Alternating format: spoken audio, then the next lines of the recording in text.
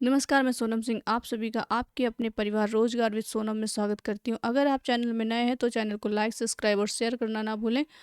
आज हम हिंदी के कुछ 20 महत्वपूर्ण प्रश्न लेने जा रहे हैं जो यूपी टेट और सी टेट, एस टेट और केवीएस में आने वाले महत्वपूर्ण प्रश्न हैं जो बार बार पूछे जाते हैं। तो चलिए स्टार्ट करते हैं। प्रश्न नंबर 1 है, निम्नलिखित में संयुक्त व्यंजन कौन सा है?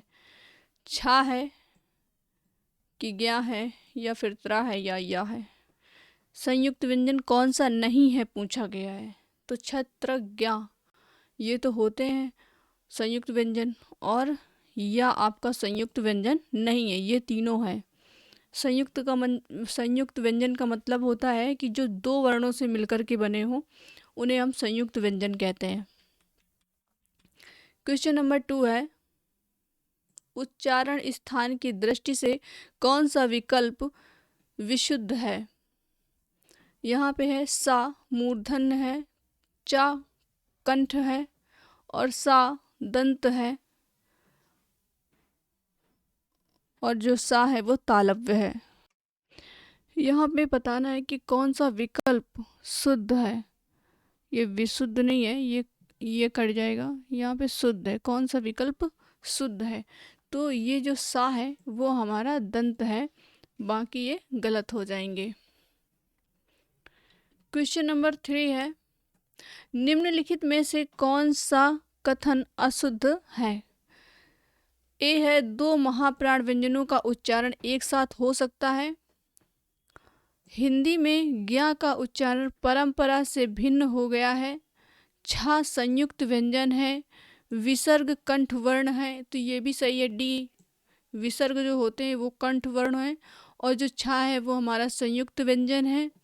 और जो हिंदी में ज्ञा का उच्चारण परंपरा से भिन्न हो गया है, और ए हमारा अशुद्ध हो जाएगा। दो महाप्राण व्यंजनों का उच्चारण एक साथ हो सकता है, तो ये गलत है। क्वेश्चन नंबर 4 है, प्लुत स्वर कौन सा है?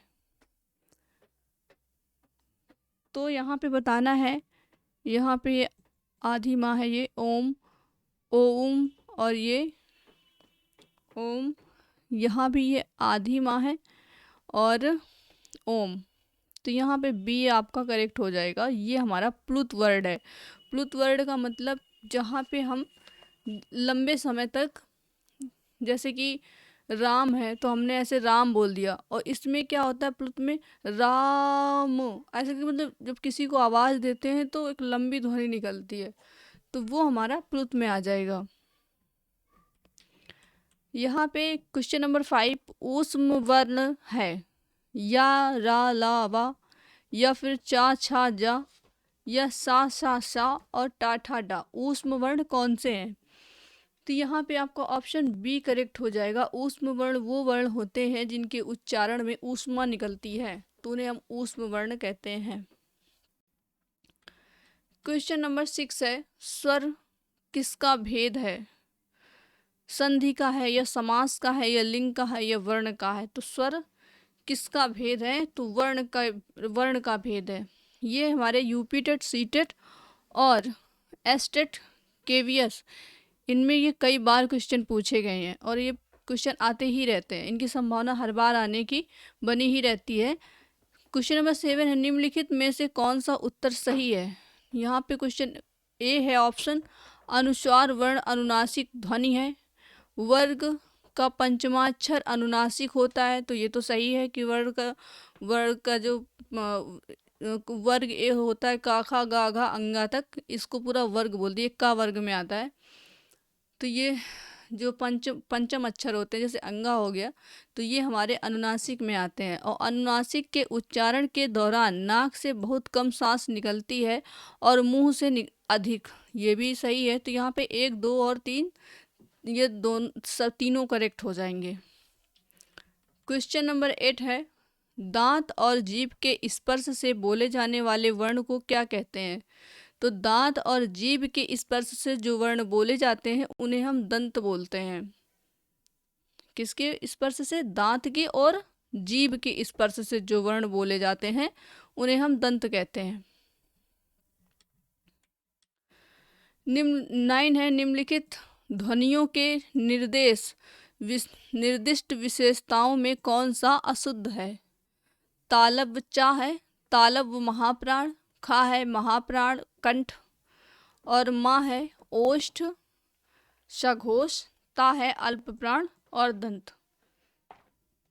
आप लोग कमेंट करके बताइए कि इनमें से कौन सा करेक्ट हो जाएगा। तो ए होगा चा तालव्य महाप्राण।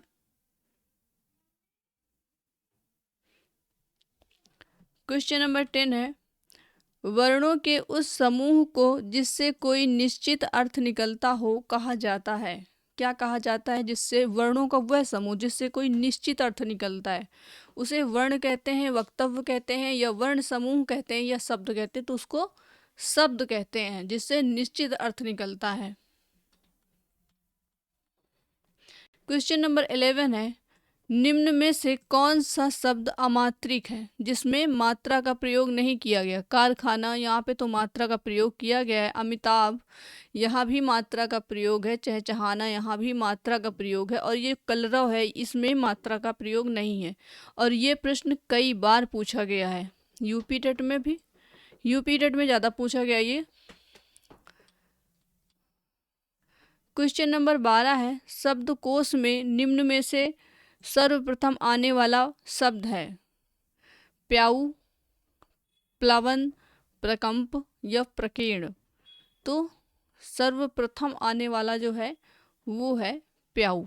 मतलब ये पूछा गया कि वर्णमाला के दृष्टिकोण से सर्वप्रथम कौन सा वर्ण आएगा, तो यहाँ पे प्याऊ आपका करेक्ट हो जाएगा। क्वेश्चन नंबर 13 है, ज्ञ को वर्णमाला में माना जाता है।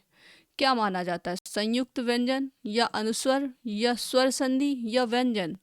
तो ऑप्शन ए करेक्ट हो जाएगा, ज्ञ हमारा संयुक्त व्यंजन में आता है। क्वेश्चन नंबर 14 है, निम्न में से कौन सा वर्ण स्पर्श संघर्षी है? स्पर्श भी है और संघर्षी, स्पर्श संघर्षी है। सा है, हा है या टा है। आप लोग कमेंट करके जरूर बताइए कि इनमें से कौन सा करेक्ट हो जाएगा। तो इसमें ऑप्शन ए करेक्ट हो जाएगा, झा होता है।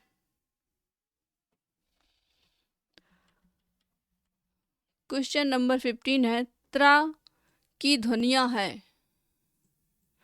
यहाँ पे इसमें त्रा में त्रा की ध्वनियां है, मतलब ता है या फिर री है।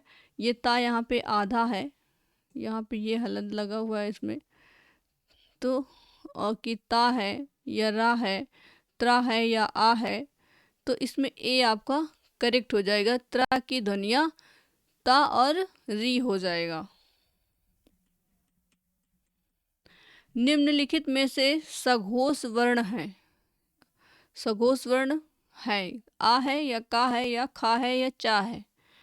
तो यहाँ पे आपका ऑप्शन ए करेक्ट हो जाएगा। आ जो होता है वो अघोष वर्ण में आता है।